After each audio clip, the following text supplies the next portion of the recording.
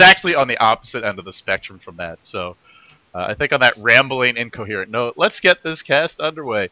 Welcome back, everybody, to our second G1 League match of the day. We're in day 2 of group stage action, very early in this event, and already we've had some interesting games. I would say a bit of a step down as far as the overall caliber of the teams. Tongfu and Natural 9 played earlier today, but nonetheless still entertaining and interesting back-and-forth games.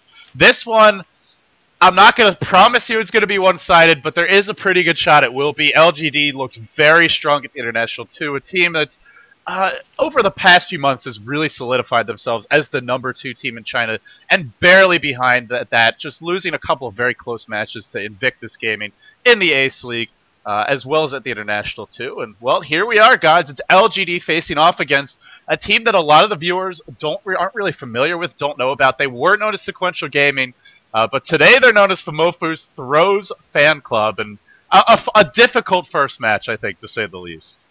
Yeah, I mean, and it's a very difficult first match, and maybe not even their most difficult. You've also got the match against IG. It's a tough group. It's not going to be too friendly for them. The matches against EG and MUFC a bit more winnable. Of course, MUFC playing on Singapore 7, not always going to be something that's going to be too easy for SQL. But these two teams, the two Chinese juggernauts, IG and LGD, here they're up against LGD. Going to be tough. That goes without saying. And we're going to see what they can come up with, though. This is kind of their chance to sort of at least impress people. Even if they walk away with a 0-2 loss, I mean, they can still leave a dent in people's minds. They've already got on everyone's radars with their very entertaining match against EG. So this is it. I mean, they've got nothing to lose. They may as well go big, try something new, try something big, or even just play stand-in and just try to impress people with that, with some solid play. Even if they get outclassed by LGD, may as well just leave nothing at home. I mean, you know, K Phoenix for this team is, I think, their most, at least he's shown us the most as of late, and probably their most talented player. He normally plays that 2 position, so this is a K Phoenix Tinker. I mean, picked up rather early, but they coupled up with the Batrider, the Jakiro, and an Anti-Mage. This is a hero which we know Sylar will be playing, and which can give Tinker a lot of trouble. Just the Mana Burn as well as the Mana Void. Tinker kind of turns into a Time Bomb if he's not careful with his positioning. At the same time, though, the constant pressure from Tinker. This one kind of goes either way, but interesting to see this AM picked up here in the first stage of the draft because, frankly, it hasn't been getting banned a whole lot. Yeah, not much AM play. I think they just thought they'll pick it up with their first 3 because if they don't pick up one of their carries, it's quite likely that SQL will start banning out the carries, banning out the heroes that Sylar likes to play. I mean, maybe Anti-Mage gets banned out, the Lone Druid there as well. So I think they want to pick up Anti-Mages and maybe ban out some of those sort of counter mid-game pushes or carry heroes like the Lone Druid we may see getting banned here. But yeah, I'm not surprised to see the early Tinker pick. I mean, it is sort of K Phoenix's go-to hero, and SQL, or I'm going to keep calling them SQL until we do see something much more appropriate as a team name. It's too much of a mouthful, the Famofu's Throws fan clubs. But yeah, SQL, it's kind of their most sort of solid game plan. When they have him on the Tinker, they just play it there at their best, and they'll maybe get some kind of carry to go with that. Maybe we'll see Kux on the Brood as their main sort of right-click DPS. He also likes his Windrunner as well. And, I mean, SQL will just base their gameplay around that. Yeah, we'll see. I mean, Brood is in the pool. It's certainly an option. Now, there's a couple of counters that are available as well. The Sand King, the Tide Hunter. And definitely the Tide would be an option to try and deal with that. They can fit it into this lineup, and frankly, they probably would like to get a little bit of team fight. I think LGD is a team. They don't have Xiao 8 here yet, so whether it's the Tide Hunter, maybe even the Beastmaster, Bounty Hunter is certainly an option. I mean, he's got to be. Normally, he's been playing the offlane. He did play a tri-lane support Keeper of the Light. I don't think we'll see him in that role again. I think he'll be back to the offlane with what is his more standard heroes. But they don't really have that team fight specialist, that initiator.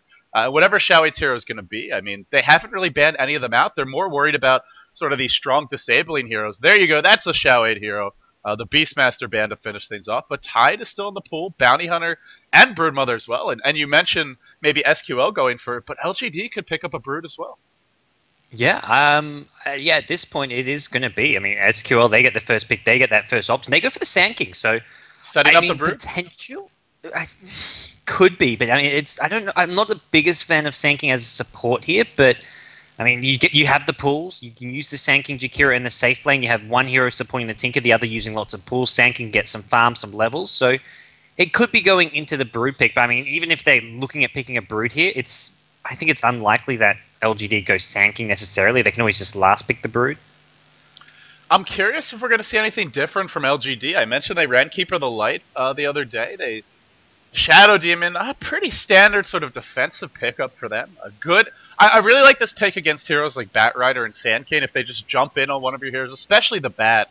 Just disrupt that hero and keep them safe. And of course, it's a very nice hero to have if your anti-mage starts getting farmed. Suddenly you got a free Manta to work with for a decent amount of time. So interesting to see the Shadow Demon pick because frankly, I don't think there's any chance SQL were going for it. And it's a nice support, but it's just not one we've seen much of as of late. There you go. I think they want to just hide their last pick, their offlane hero. Maybe they go for some big card. Maybe they want that Broodmother.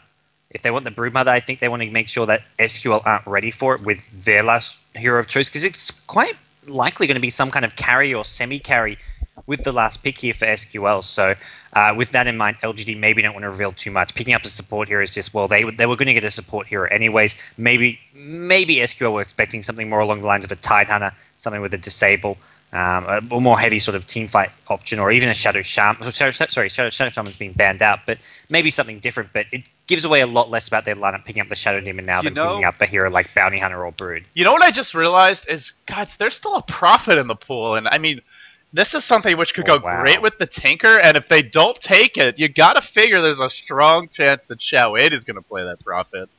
I wonder if either team has their eyes on him. I mean, there are definitely some heroes that can punish profit. Bat Rider is a big one. Anti-Mage can punish him quite hard in the off lane with just a little bit of support, and then can pretty much 1v1 verse him. But at the same time, I feel he's got a lot of potential in this game. He's great sort of as a partner in crime for AM for the split push, just pressuring all over the map and creating some space. And he's also nice to have with Tinker for the double global option. So either way, I mean, he's got some counters in this game, but I'm surprised he slipped this far.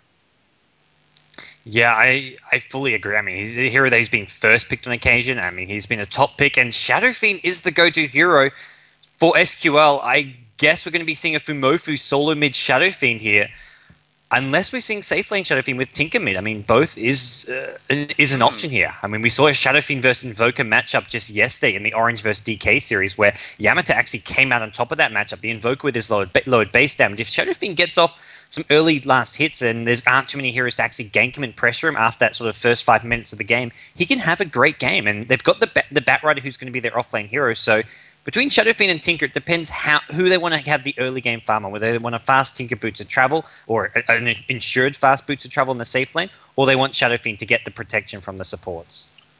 I mean, either hero is pretty susceptible to ganks, and there's a Leshrac Shadow Demon, which is a great roaming combo. So whoever solos there is going to need some good ward vision, otherwise will be easy kills. Kind of food for those heroes in the early to mid game. And you know, the same for SQL. They have this interesting lineup where Jakiro and Sandkin, because they have the new Ice Path to work with, they could run something aggressive. They have 3 very strong ranged heroes, at least in 1v1s, can handle themselves pretty well. And maybe we'll see Jakiro and Sandkin roaming around. It is going to be a Xiao Tide Hunter, it looks like, in the end. No, it's not. Okay, what is he playing? Shadow Demon for him. Is this a tri-lane? I think what's with LGD, a few people mentioned this. I didn't completely follow their Alienware grand final against Tongfu, but Xiao Wei's apparently on the support role now. It's DD who's tagged up as SC, who's now plays that offlane solo. So I believe it's they've done a bit of a role switch. Yeah, he did for a game or two, but I didn't know if that was just I don't know if it's just a one-time thing. Yep. I guess it seems like it's more than just a one series or one game kind of thing. And I gotta say, I've said this a couple times already, but it was so impressive. I'll say it again. He was 7-1-7 in a game where his team had 15 kills as a keeper of the light, as a support in a tri-lane. So Xiao can definitely handle that support role. But this is an interesting adjustment because, I mean, to me, him in the off lane, he was probably their highest impact player. Quite often, especially when it was. I mean, put him on the profit.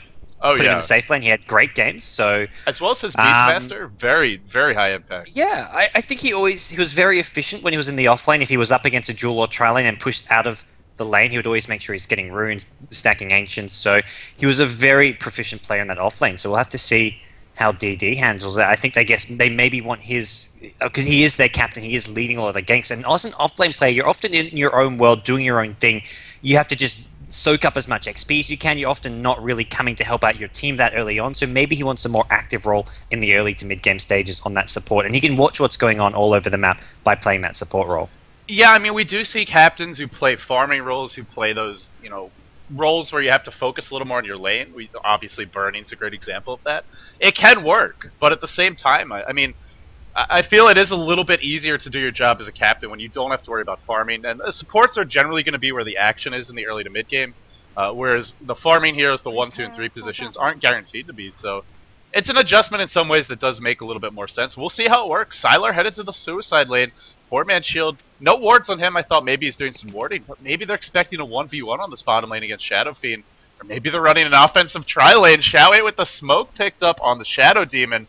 DDC with the Leshrac, a very powerful roaming combo, and I think they're going to try and get this AM maybe a first blood, and then just do some roaming and punish these squishy solos, the Shadow Fiend and the Tinker.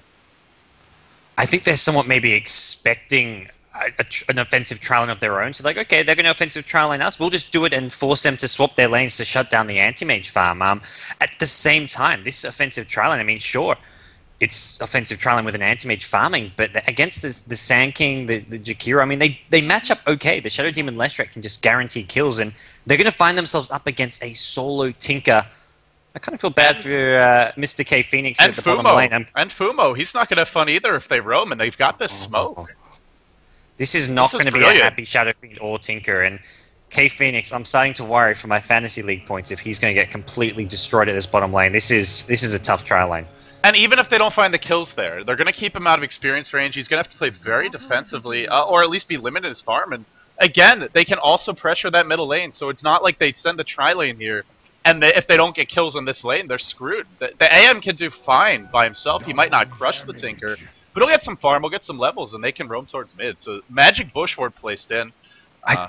They're expecting a duel or tri-lane bottom as well. LGD were prepared to go tri-lane versus tri-lane at bottom. I mean, they hung around that bottom rune spot as long as possible. They moved down into the jungle together.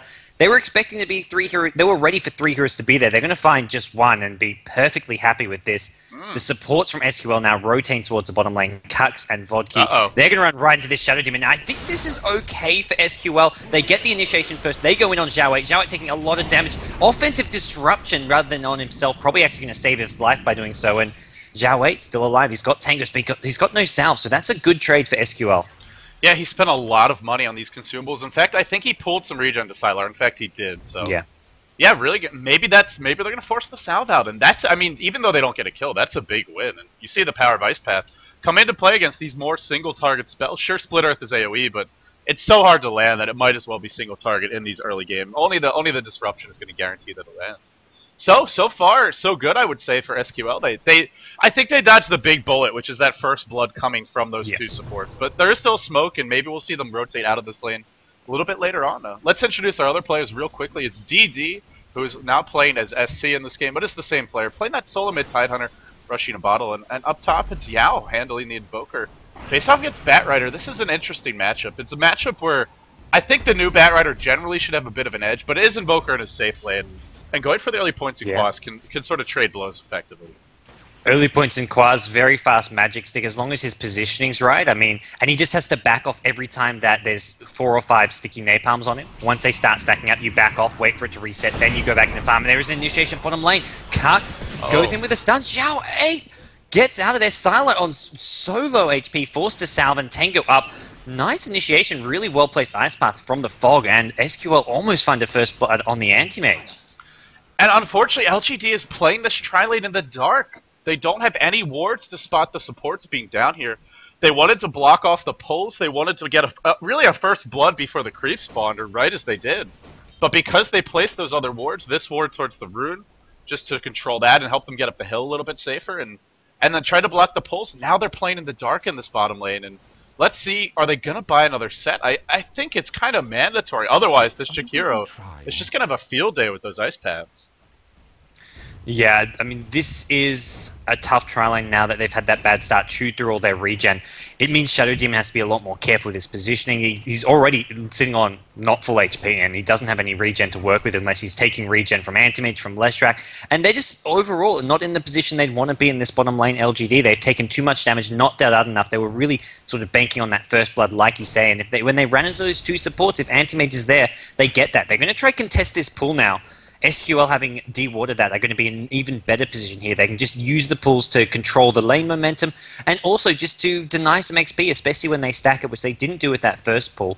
But for now, it is going to be Tinker, K Phoenix. He's going for the laser rockets build, so it's going to be a more DPS-oriented build, and that's something which LGD have to be careful of as well. The killing power from that tri-lane is going to be pretty impressive. He does this quite a bit. We saw him go for the March build once, but out of the 3 games I've cast him in the G1 League, including the qualifiers, 2 times he's gone for laser rockets first. Once it was in a 1v1, and this situation is a tri-lane versus tri-lane, but it's really, laser is extremely powerful against a hero like Anti-Mage because it's pure damage. As they rotate in towards mid, haste turn on Tide, so this is a bit of wasted time by SQL, and it's going to create a little space for Sylar, who, by the way, is still the lead farmer in this game, in spite of the fact that, well, he hasn't had the easiest lane and almost gave up a first blood. And here comes the smoke. They're going to do a big wraparound onto mid. Yeah, SQL tried to smoke mid already and wasted one, but now it's LGD who are coming in. They're waiting patiently, and they really want that Shadow Fiend. They want to get that early kill on him, and if they can shut down his farm early on before he gets anything to start tanking up, that's a big kill. And they are going to get the gush on. Here comes the disruption. Have they dived too far? I don't think so. There's no backup for Fumofu, and this will be your first blood. Fumofu going down. Shadow Demon gets the kill on LGD. They strike first. A little bit unfortunate for SQL, just not able to get the kill in their rotation into that mid lane, but it also goes down. It also comes down to Tidehunter being a more difficult kill, and LGD just having a bit better map awareness there. Patient. That was really patient by Xiao. He waited for at least 20 seconds, I would say, before he came up the hill. Just a few steps out of position for Fumofu, and that's all it takes. And level 3 Anchor Smash, even with only level 1 into the Soul Catcher, just does so much damage to a low HP hero like Shadow Fiend. Yeah, no, absolutely. Right now, it is going to be Shadow Demon walks right into Vodka. This is not really a position he wants to be in. Cuck's going to follow up with a stun, and by the time he's out of the disruption, Vodka is ready with a nice pass. Xiao 8 going to go down. And there's a kill going SQL's way. Now they're still using these pools as well. So despite the first blood going Shadow Fiend's way, the tri-lane at bottom is working out all right. I mean, KP with 11 CS, he is behind the Anti-Mage. He's had a great time. But once these supports come back in, they can force Sylar somewhat out of this lane. I mean, he's very squishy. Even with this Ring of Health, he's going to be easily healed up. But if they have the DPS to just instantly kill him if they combo all their nukes. Oh, Sylar gets caught by the Ice Path, and then the laser. Really what drives him out of this fight. He's forced back. DDC as well, and they're fighting in a tri-lane versus tri-lane situation with only 2 of their heroes, so pretty lucky, honestly, not to give up a kill, and it helps for Sylar that he's getting this early farm because he needs that Rain of Health. Looks like the Birdie build for him, just getting those extra stats. Definitely a mandatory decision in this lane because of that pure damage, so having more points in Spell Shield wouldn't really help you in this situation. He needs to be able to survive that initial burst, and this will help him to do it. Yeah, really, really smart. You're probably going to get even maybe a couple more points. There's no point going for a more heavy killing build with more points in the mana break, I feel. Just needs those stats. And it's for LGD, this is an offensive tri-lane with Anti-Mage still managing to farm and tri-lane versus tri-lane. So that's kind of a win for them. Interestingly, top lane Batrider has not managed to do all that well against the Invoker. Yao, just one of the best Invoker players in China, and showing it here up against the Batrider. He's managing to slightly edge him out in CS. T-Duck using some pulls here, trying to deny what he can, but all in all, it's not been the best start for T-Duck in the top lane. He's got the Tranquil Boot. He wants to probably just go for that fast Blink Dagger and then start helping set up some kills on the map, because Tinker and Shadow Fiend, they're the ones they want all the farm going towards. Oh, they baited the trap, but it's not much of a trap when your Sand King is running for his life, and Sylar going to usher him away from that creep camp and blocking the spawn as well. So now there's no pulling for another minute, a little bit of time for Sylar. And I really think, as long as the Anti-Mage is farming, Shadow Demon is very level independent. He doesn't need that many levels to have a big impact. Top lane, though, there's a big dive onto Yao. Will he be able to juke away from this Firefly? He will, a little bit, but look at the damage. There's your Rabbits, though. Catching out T-Duck, and this should be a kill onto him. It is a nice reaction by DD, rotating top, having that TP prepared on the Tide, and you can just see with Ghost Walk from the Invoker, if you use it early enough, you can juke away from that Batrider. Pretty effective play, and Sure, it's a Ravage use, but to get a solo kill on the bat, slowing him down, delaying that Blink Dagger, and saving Yao, absolutely worth it. Yeah, I mean, it wins a lane which was pretty much in the balance. So for LGD, it's worth doing that. I mean, they're not going to have the Ravage for a bottom fight, but for now, they're not really in dire need of that. They're quite happy with how bottom lane's going. Ravage can help the top lane, and with that, both bottom and top lane are both going well for them. So LGD can just continue on the path they're on now. Invoker doesn't have to sort of come help out his team yet. He wants to keep getting those levels, going class Wex. It's around the sort of level 9 to level 10 mark where you can actually start helping out, contributing to those other lanes when you have the higher Tornado EMP, the Cold Snap up as well, with a couple more points in that. So until the next Ravage is up, we probably won't see Invoker leaving this lane too much. This early Magic Stick for Sylar has saved his ass at least 3 times already. You know, it's something that won't help you that much in a 1v1 matchup, unless you're up against Batrider. But aside from that, it wouldn't really help you. But in this lane, up against a tri-lane, he's getting 4, 5, 6 charges before he actually uses it. And every time he blinks away, he's living with 10, 15, at most 100 health and barely surviving. A nice item adjustment from him, something you wouldn't normally see from an anti-mage in the laning stage, but in this case, it's the perfect item for the situation. I mean, it's already probably the best item in the game, in Dota as far as cost efficiency goes, but even at that, you don't see it this early, and Sylar making it work. Saved him quite a few times. As long as Xiao 8's here, it is going to be very difficult to kill off Sylar. Yeah, I mean, if they're trying to chain stun him down, prevent him from getting the blink off. The defensive disruption can just buy Sylar time and negate those stuns, and as soon as he comes out, he can just instantly blink away. So the chain stunning from SQL is just not going to work. They've got the defensive disruption to counteract, and that's, I think, part of the power of this Shadow Demon pick. It's why they opted for that as their support hero, especially when they're going for that offensive tri-lane. Oh, disruption to start this one off. Ice Path again, a nice Ice Path. Catching out too. Doesn't matter, though. Kux evaporates, instantly brought down. And now the Tinker forced to retreat back to his tower. Oh, top lane, though. They go on Yao, and will this be enough? There's only a couple stacks of the Napalm, but he's got Dust. He wants this kill. And will Yao be able to TP out? There's no Flame Break, no mana. Barely gets it in time. Not able to TP away. A crucial kill for this Batrider, slowing down Yao's Invoker. Like you mentioned, one of the best Invoker players in China, and he was getting some momentum going. Big kill. I love the fact that he bought his own Dust. Absolutely pays for itself there. Oh yeah, solo kill. I mean, no ganks coming in. That's well worth it, and a really smart play by T-Duck, taking down one of China's finest solo players. So showing that SQL do pack a punch, and it's going to come down to some of these carry players now stepping up. I mean, Batrider will have this Blink Dagger in reasonable time with a kill like that if he gets a couple more minutes of farm uncontested at the top lane. The supports here just create space for Tinker, for Shadow Fiend. Kux, though, he hasn't had the best game so far. He's going to find himself in a very precarious position. He's going to get taken out. Leshrac getting the kill. Leshrac actually going for a 3rd point in Lightning Storm here. Very heavy on the ranged nuke here, only with the 1 in stun. When you've got the Seppo Shadow Demon, don't really need more points for the stun, and the Edict, I guess, not opting to go for a more pushing style of game. Oh, Fumo, that's not where you want to be, but he actually might survive through this. No, there's the disruption. Was he healing up while disrupted? I think he was. Pops the Requiem of Souls. In fact, could turn around and pick off Xiao 8. There's no disruption. Oh, he throws the raise. Not really close to being in range for that. Might have been able to walk up, but then again, he's only got power treads. It's not like phase boots where you can just really close the gap there. Still, he survives at the cost of a Ravage. Sandking disconnects out of the game, and we have ourselves a very early pause in a tournament where we haven't had too many, but it gives us the time to kind of sit back and take stock of what's been a very interesting opening this game. A lot more even than I really expected it to be for sequential gaming, especially with these 2 squishy solos that have no defense mechanisms. The Shadow Fiend and the Tinker scores 2 to 4, and it really is anybody's game at this point. Yes, Sylar's had a good start, but he's actually been out-farmed by Famofu, who's been stacking the small camp pretty much like clockwork and just using it to max out those souls. He's playing well. He'll push out the lane with raises, but then when the lane's pushed out, it's like, okay, where do you farm? Well, there's neutrals right there. He'll go and farm the neutrals. So it's almost safer to just raise the creep wave, then back off right away. It's less time where you can actually be ganked, and more time you're off the map and your opponents don't know where you are. So smart play from Fumofu so far. Almost gets himself a kill turning around that gank as well. Like you say, didn't quite have the movement speed to catch up with Xiao 8, but if he gets that kill, that's a big pickup for him, and he is out-farming the anti-mage. When you've got the Tinker as well to carry you through the mid-game, and the supports, I mean, Sandking Jakira, there's a lot of AoE disable. We've seen how powerful Jakira can be, so SQL in a decent position. I mean, this is as good as they could have hoped for coming into this match against LGD now. So LGD going to have to really sort of prioritize playing around this Anti-Mage, who has gone for early treads here, so not opting to go straight for the Battle Fury. It will be a delayed one, but this will give him some more sort of lane security and also additional killing potential in this tri-lane at bottom.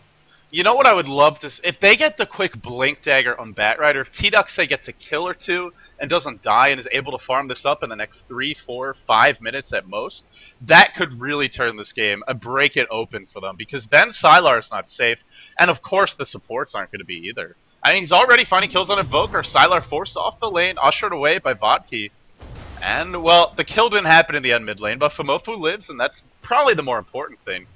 The question is, how aggressive is SQL going to be? Are they just going to try and get their next set of items up? Do they want to try to use the time when this Ravage is down to be aggressive?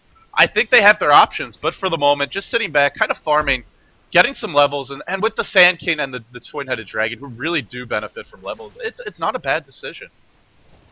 Oh, bottom lane, a cute little thing. Antimage tries to deal with the Observer. They had a sentry there, but it just expired. Oh, no. Elsewhere, though, Lestrak picks up a kill on Batrider, and that's at the top lane. Invoker is there, turning that one around, and this has happened a couple of times now. Invoker just gets one teammate to come, and they get the kill on the Batrider. So T-Duck needs to be careful, and that's going to slow down his Blink Dagger quite a bit. So SQL need that Blink Dagger up to really take these fights. Well, not right now, but soon they will need the Blink Dagger if they want to sort of push towers and pick off heroes around the map. Right, I mean, the Tinker will have his boots of travel soon, but at the same time, Tinker doesn't really want to be the first one into a fight. He needs someone like Batrider to jump in first, lock a hero down, and then he shows up afterwards with the damage. That's the ideal order of operations for this team.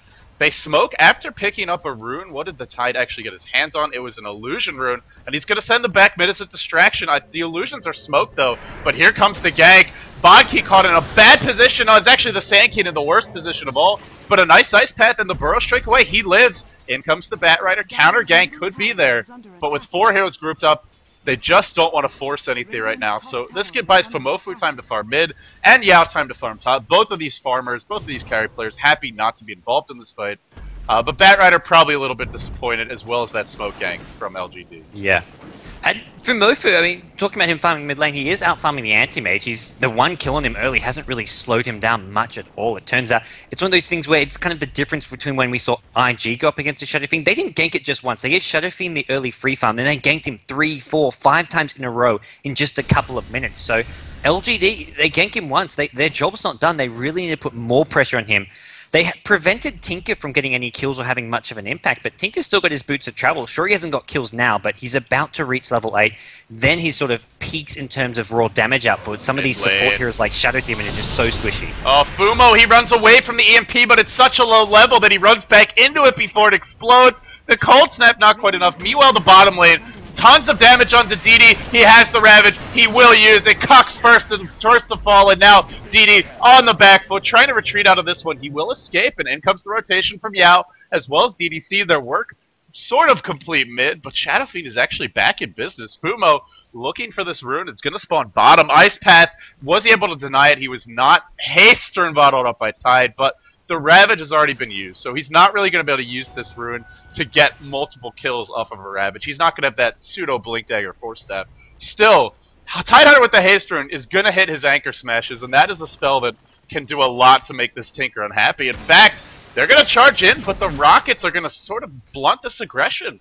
I don't know if they can dive this. Look at that. 2 waves of rockets. Xiaowei still chasing SC as well. Where's that laser? He could have just killed the Tide of almost positive Xiaowei. So incredibly low.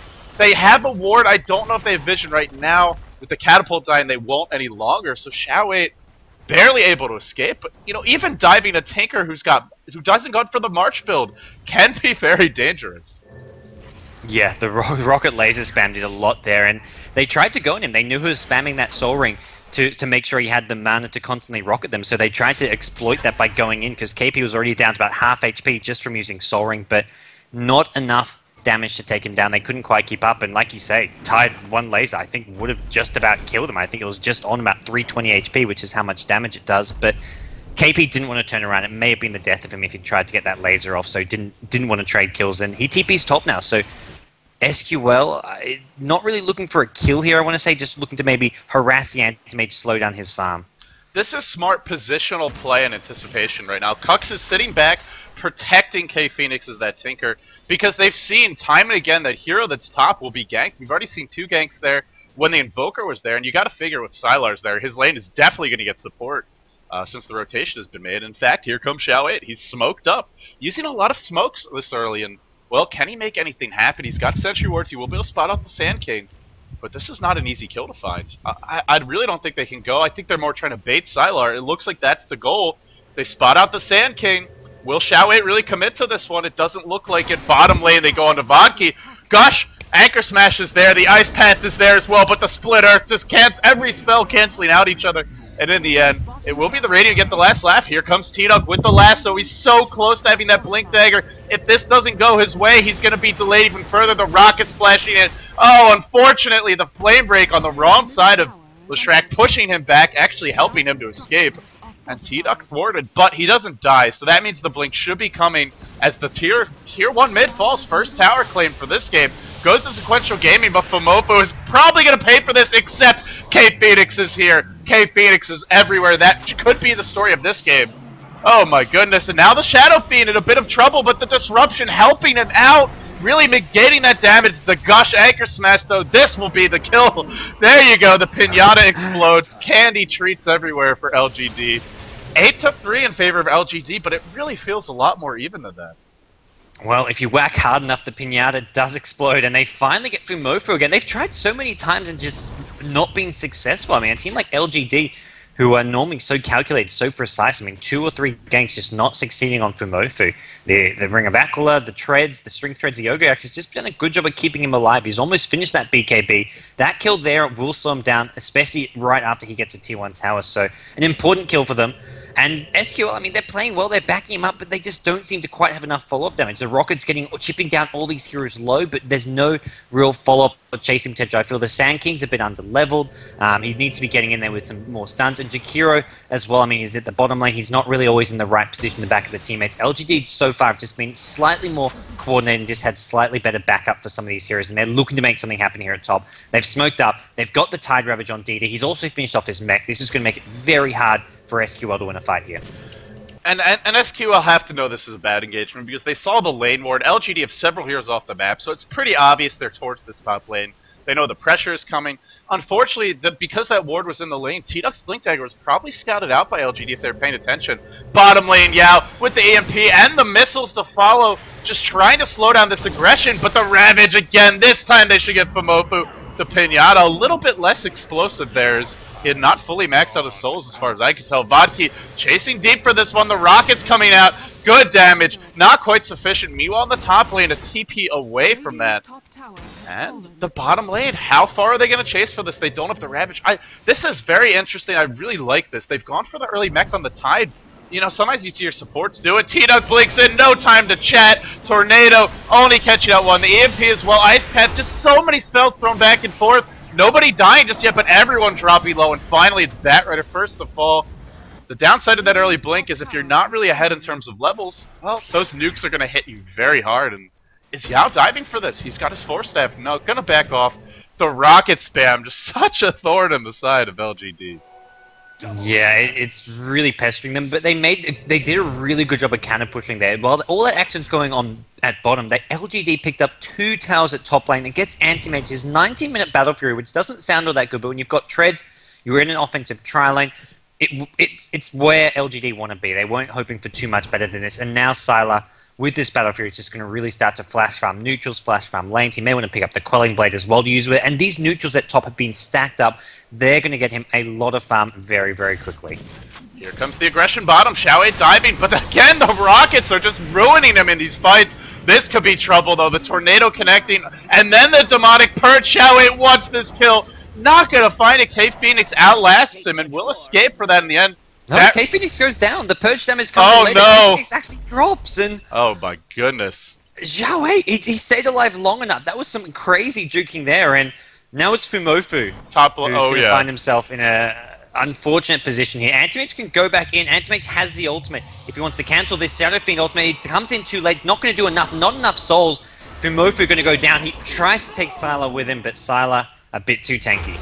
Just Fumofo is, in spite of the fact they're not really putting that much effort into ganking him, he keeps on ending up in these fights. You know, it's a Tide and Anti-Mage. It's not like they're sending the Shrek, the Shadow Demon there.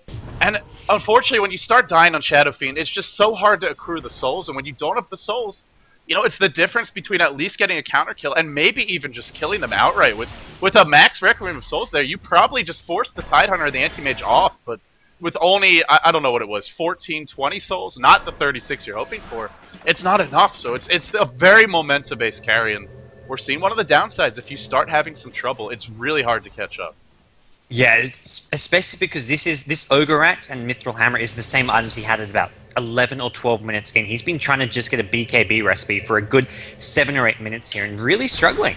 It's that last little bit. Like you say, he's a momentum hero. You can't stop ever. With Shadowfiend, you have to be constantly farming, getting kills, or moving forward. As soon as you start dying once, sure, maybe okay. But if you die again, if your farm gets slowing down, if that sort of roller coaster upwards hits the peak and starts dropping, then you're in trouble. And that's what's happened with Fumofu. All of a sudden, he's gone from being, sure, he's still got the highest last hits, but he's in all sorts of trouble now with a couple quick deaths and no BKB, and we're 22 minutes in the game. Well, I told K Phoenix I hoped he was doing his shrugs because he's going to have to carry this team. It was sort of a joke towards Fumofu, who had some mistakes in the last series. Oh, here comes the MP Tornado, and the Tide jumps in as well. But unfortunately, the Batrider are able to blink away from that, which is great because otherwise the Ravage is there probably catching 2 or 3 and possibly costing them this tower and multiple hero kills. And now the TP from Tinker. 1 point in March, so not the best at stopping this push, but as long as it's in the right spot, Tidehunter won't be able to blink in. He will take a little bit of March damage, preventing that Blink Dagger from being usable. And LGD thwarted from this push, but they do draw 4 heroes to this lane. And this buys time. This buys time for Sylar. Yeah, it's buying time for Sylar. At the same time, I feel they could almost take the fight with a blink on Tide. They can blink in. I mean, even under the tower, the Ravage is going to hit 3 or 4.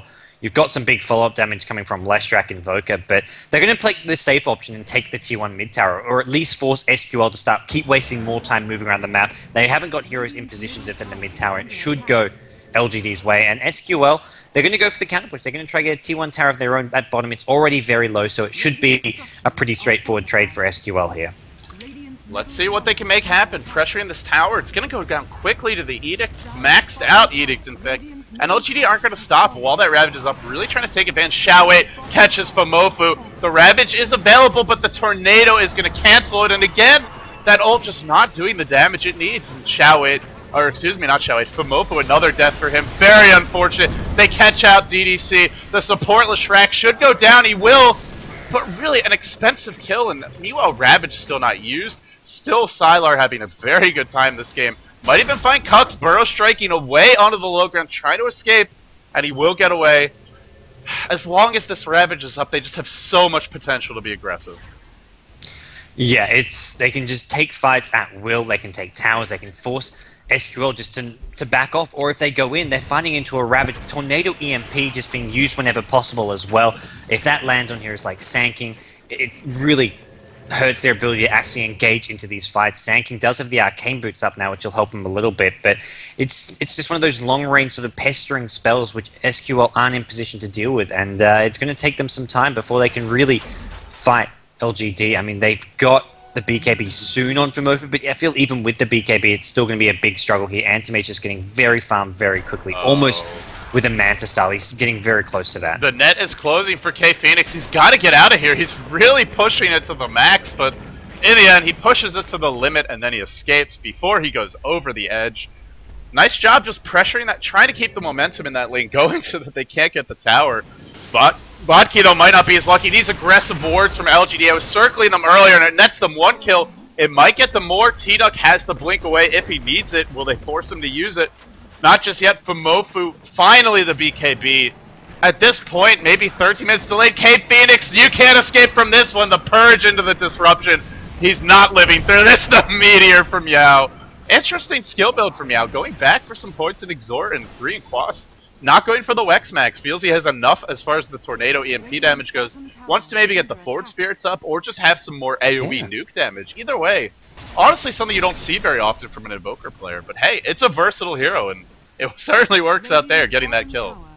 I think, yeah, like you say, he decides 5 is the magic number when it comes to how many you need in Wex. Tornado EMP. The EMP is draining enough with that. And he sees that there's a couple arcane boots up now. Maybe he thinks, okay, getting those extra 2 points in Wex isn't going to do much. It's a slightly additional mana drain, slightly longer range, but there's enough range already with the Tornado. So starts getting the Exort. I mean, you get a lot greater array of spells doing damage, the Meteors, you get the Forward Spirits, like you say, you can get the double Forward Spirits soon. Alacrity as well can give him some additional damage and firepower, especially on a hero like Antimage. Can help him take Roshan maybe in the near future, and it's causing SQL some problems. SQL who are doing their best to sort of go top, sort of try stunt the Antimage's farm, but Antimage is well onto his way to a Manta Star. I think he's got enough gold for it just about now, and with that, it's going to get even harder for SQL to take a fight where Antimage can maybe take part in now. You know, it's the combination of factors. It's A, the fact that the Shadow Fiend has died repeatedly and really got neutered in the mid game, and then it's the other side of the coin where they haven't been able to kill off the Anti-Mage. He's dropped low quite a few times. Early in the laning stage, we saw the laser time and again was almost enough to bring him down, but always just a few points of HP short, largely due to that magic wand, and now it's gotten to a point where the mobility of Anti-Mage means that as great of a flash farmer Shadow Fiend can be, he doesn't have the freedom to move around. He's a little bit easier to kill, and you know, even if he's just farming freely, isn't worried about getting ganked. Anti-Mage at this point in the game, when they're equal in farm, he'll out-farm him, and they're not equal. He's ahead by 4k gold. This is the Sylar effect really starting to kick in. Yeah, absolutely. It's going to be uphill from here for SQL. Anti-Mage, the Sylar effect is one thing, and it's Anti-Mage who is a better farmer than Shadow Fiend. Shadow Fiend is a bit of a flash farmer. I mean, we can see him really sort of move around the map pretty quickly, clear out waves, go to neutral camps as well, but he's no Anti-Mage. They might catch him though, the lasso blinking up on the high ground, and it's enough damage. The Mofu has had enough, a big kill there. Now it does take their entire team to bring him down. It's still worth it, but it is a big investment. It's worth it, buys time, Fumofu gets the kills, so more gold going their way. Time for Tinker to start building towards that sheep stick, for Mofu to start getting his next item up. Probably going to go for the Mantle. I think you don't even worry about a Blink with this game. You've just got to rely on Batrider for the initiation. Batrider, Blink, Ogre Axe, he's going to have a BKB of his own soon. The problem is, they kill Anti-Mage and think, oh, we can do anything. Fumofu gets a bit too aggressive mid lane. He does have the escape spell, but using a BKB charge, not really worth it right there. That's his first charge, so it's still quite healthy, but that 10-second BKB charge in this game especially is so precious. There's a demonic purge that goes through it, at least with the slow, but I mean mainly it's about avoiding the rabbits, the chain stun coming out from the Leshrac, the cold snap, the tornado.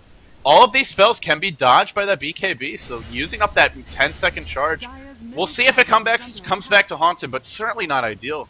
And you mentioned the Hex on Tinker. There's a couple of other items they need as well. The Blink Dagger on Sankeen, that's going to be big. The Batrider, it looks like T-Duck's rushing a BKB. I like this choice. Again, the same idea as the Shadow Fiend. Just allow you to sort of deal with all this magical damage. If they get these items up, they have more of a fighting chance, but that also gives time to Sylar to farm. And by the time they get those items, he's probably going to have his heart, at least the Reaver. Yeah. You know, one thing I'm surprised about, we haven't seen LGD go for Roshan yet, and normally at this point in the game, on the Dire side, they would have taken it.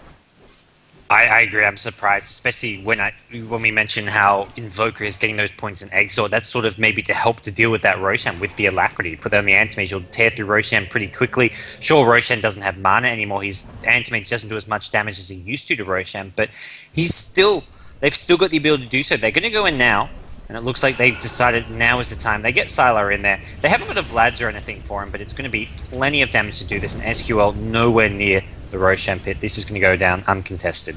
And this also makes Sylar hit a lot harder, despite not having that many items. I mean, for a 30-minute Sylar anti-mage, this farm is definitely, it's not what we've seen him prove himself to be capable of, by any means. Yeah. Nonetheless, he gets the Aegis, and let's see, how aggressive are they going to be? Are they just going to use this to safeguard Sylar's farm for the next 6 minutes?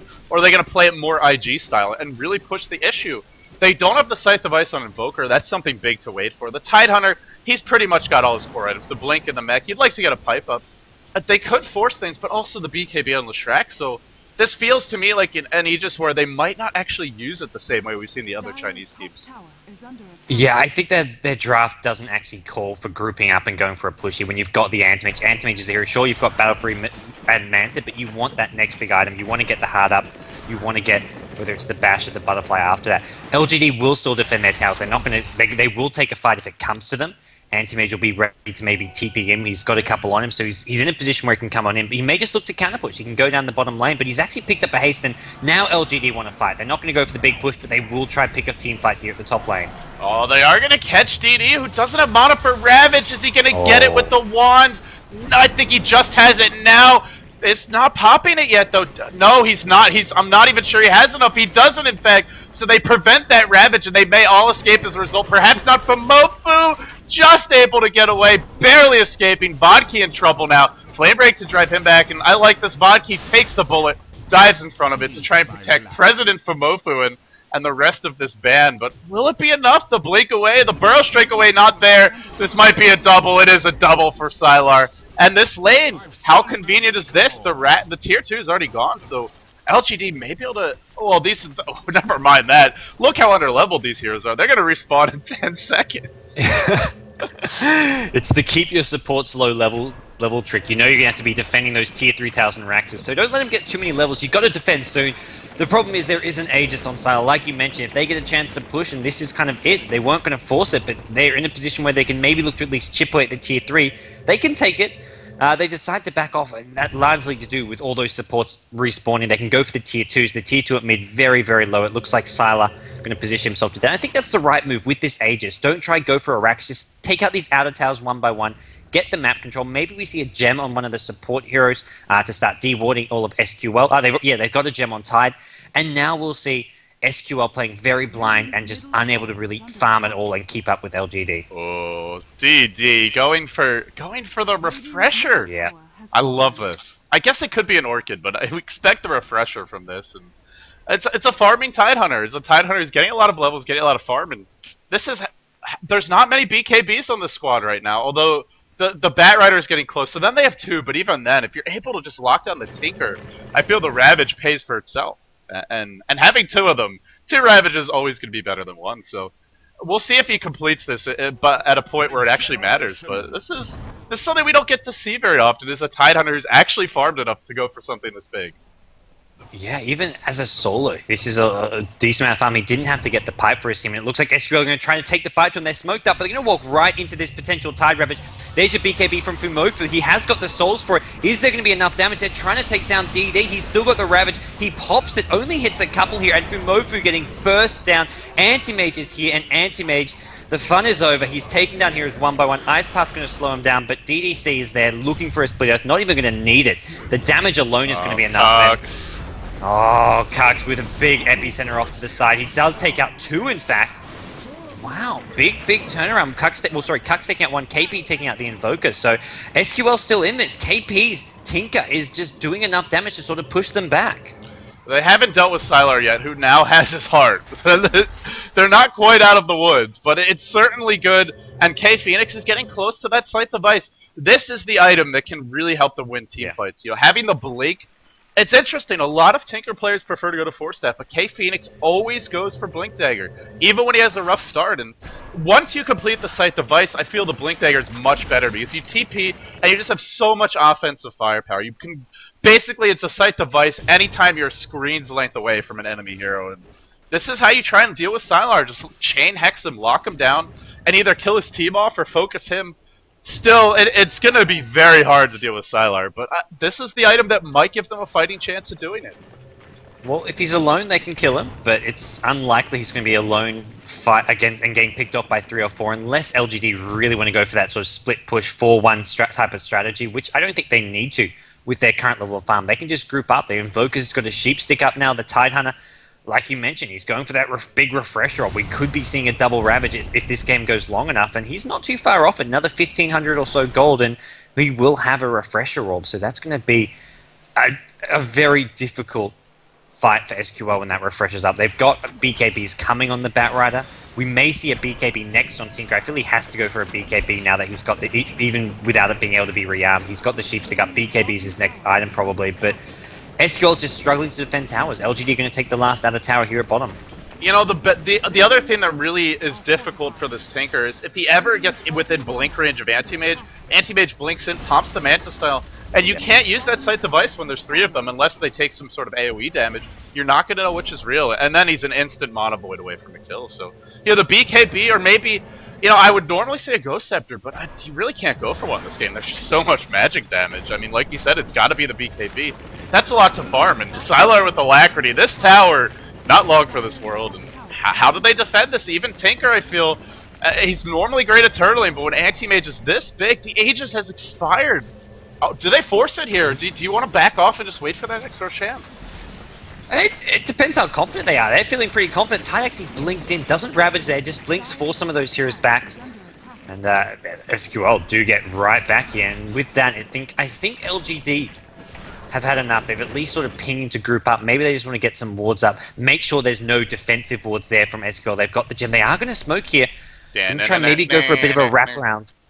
Try find a pick off. Where are they going to find it though? Because SQL really just sitting in their base here. I don't feel there's going to be too many openings and set maybe in one of the other lanes. This is it. As soon as they see Tinker on the map elsewhere, that's when they go in. Blink in, the Gush to start. T-Duck, Ravage catching out 4 heroes. It looks like one of them may have been disrupted while the Ravage connected. Fumo trying to get that Requiem of Souls. Will only get the one from dying, and it's not enough. Vodki next in line. 3 heroes dead, and Kux jumps in, but unfortunately that's just going to mean the death of him. I think Burrow Strike and actually the March doing insane damage. Still have not addressed the Sylar problem though, and the Sylar doctrine is kill everyone, end all the fun, end the world, and make sure the children are sad and cry to themselves to sleep.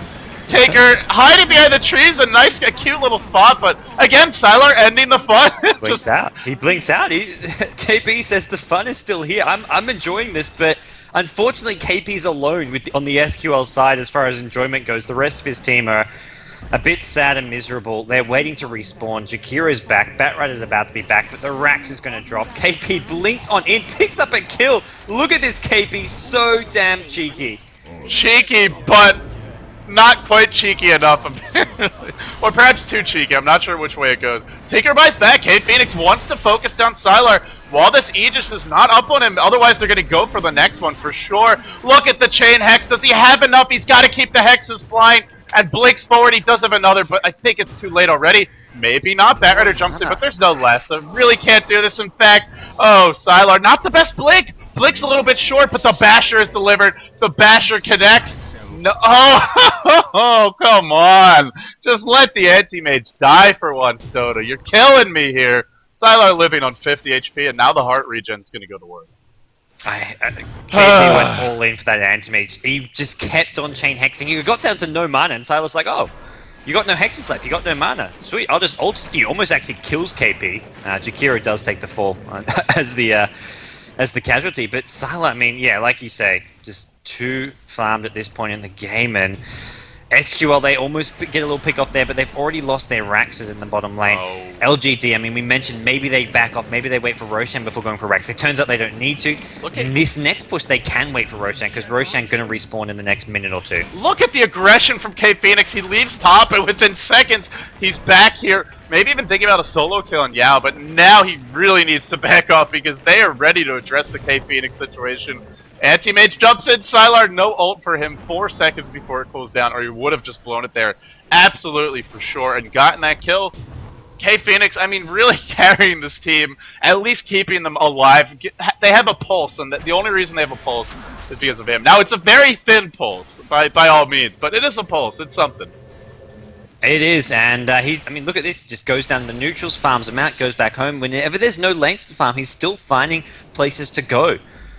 And we'll have to see LGD, though. Oh, this refresher from Tide, it's looking very, very close. Has he got it now? He's got the Perseverance. This is a Tide with refresher, and oh no.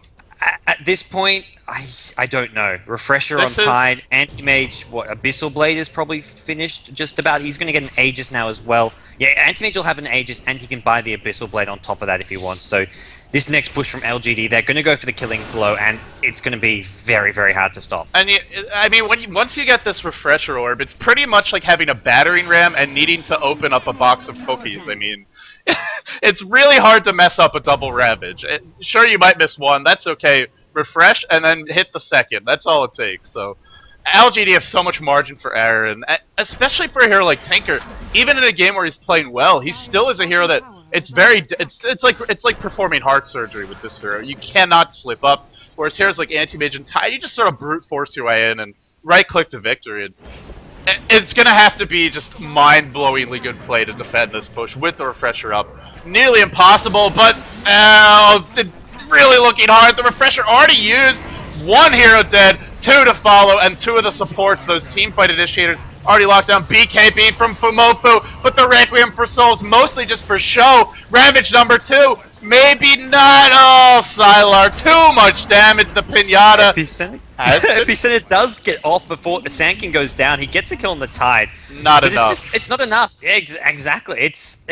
They kill the Tide and the Lestrak. They get a support. They get the solo mid. But really, the anti-mage problem is still there. KP, still alive. I don't know. He seems to always do so much damage. I'm sure about 80% of the damage dealt there was done by him, and he's still alive. He somehow positioned himself so that he's still up and fighting, still defending for as long as possible. And, I mean, the mid-tier 3, the Raxes are still there because of him. Now the hero is slowly respawning. Jakira being back alive can drop the Ice Path start. Maybe even the Macropie to try to defend this. And Sylar's got the Aegis, though, and that's really the big problem here for me. Sylar getting a little feisty going on to Sylar here, but... he's gonna hit the Ice Path. I think Sylar might even... No, not with that second wave of rockets. That'll force him back. For the moment, T-Duck, though, is the one in trouble. Sylar, just kidding! He says, blinks in, pops the Abyssal Blade active, locks down the Tinker, and this is what happens. If you ever get into Blink Rage, Anti-Mage jumps on you, pops the Manta, and you're dead from full HP to none, even when he's only sitting on a couple hundred points. Now Sylar tanking the tower, picks up the double. Too big to fail. That's how it's feeling at this point. And the Sunstrike is going to connect from Yao. A little bit lucky that Batrider walks back into that one, but at the same time, there was nowhere else to go because the anti-mage blink was coming. Yao, despite playing that Wex Invoker, putting the Exhort skill set to use, and this should be the end. It looks to be the end. Sylar really... Oh, that was such a pathetic blink. Barely even moving himself forward. But they just can't kill him. He's sitting on like 500 health this entire fight. Jumping into tower range is gonna blow the age. Oh, he mantas out of the last tower hit, dodging that, and then blinking away to safety. And now the heart regen will bring him back, and that prompts the GGs from Fumofu. Before that, they had a shot, he felt, but after that, no way, no how, sorry, he says. And Kux is happy. He just bought his Blink Dagger. He got his Blink Dagger up before the game ended, so he said, okay, mission accomplished. I got my core arms on Sand King. SQL, I mean, they're outclassed. I'd say they still played this pretty well. I mean, they're not expected to match up against LGD and suddenly have a close, epic match. This, to me, was a solid performance from them. I think they didn't throw away the game. They put up a fight, and LGD, I mean, you mentioned Silo and the anti-mage, but all around, just the support plays, decisions, and everything from them is just what you expect to see when it's LGD in action. To be honest, Kux channels the epicenter and blinks on in. Sylar gonna drop to this, and the support. Sylar, though, comes back to life, and an absolute fearsome beast he is, this anti-mage. His blade should be the size of buildings for the amount of damage he's doing. Blinking away in the end, not gonna... Very unmanly play from Sylar there. I'm just gonna call him out for that one, but playing it safe, I suppose. Better safe than sorry. Yeah, at this point, no Aegis. He's like, okay, I don't want to ruin my kill death score. Hell, make sure that GoDz' fantasy league team does alright. Yeah, he's my captain, man. Yeah, he's my captain for today as well. And 14-1-7 will be his score. 350 CS in 44 minutes. Again, we've seen better from him. But we also normally see him farming in the safe lane uncontested, not in a tri lane dealing with a lot of harassment, a decent amount of burst damage. And ends this game 670 gold per minute. I gotta say, for LGD, it was not the smoothest start, though. This is a team, how many times leading to International did we see them not dominate a game from the opening? I mean, only a handful, and only against the top teams like IG and Na'Vi, so a bit of a halting opening, but in the end, they sort of find their stride in the middle and just run away with the game from there. Yeah, it was a matter of just waiting it out, and punishing every little mistake that SQL made. And as a new, upcoming, inexperienced team, they'll make small little mistakes, which LGD punish and turn around and really make you pay for. A small little positioning error can turn into a tower loss, your carry hero going down, something big, and that's really where LGD really excel. I think that's why at TI2 they did so well for most of the tournament. But when they went up against Na'Vi and IG at the late stage of the tournament, those teams really just suddenly buckled down, didn't make those kind of mistakes, and LGD couldn't find as many openings against them. But here against a team like SQL, they just punished them. Even without that good early start, SQL did look like, I mean, with the Shadow Fiend doing pretty well in the mid lane, did look like they had some openings and possibilities of taking it in the mid game. But turned out LGD, they're number 3 in the world for a reason, and we'll see if they can take game number 2 as well. Yeah, let's see if they get a little bit more confident. I would love to see something a little bit creative from them as well. I mean, this smacks of every draft they did at the international too. So I'd love to see LGD experiment a little bit. Heck, like we've been talking about, they're the favorites and by a long shot in this match. It's a good time to sort of play around and try some different things. But at the same time, you want to get all those points. Try to get first place of your group if you can. Game 2 coming up soon, guys. You're watching Famofu's Feed Throw Club, whatever the hell his team's name is right now, played off against LGD. And LGD takes game 1. Game 2 coming your way soon.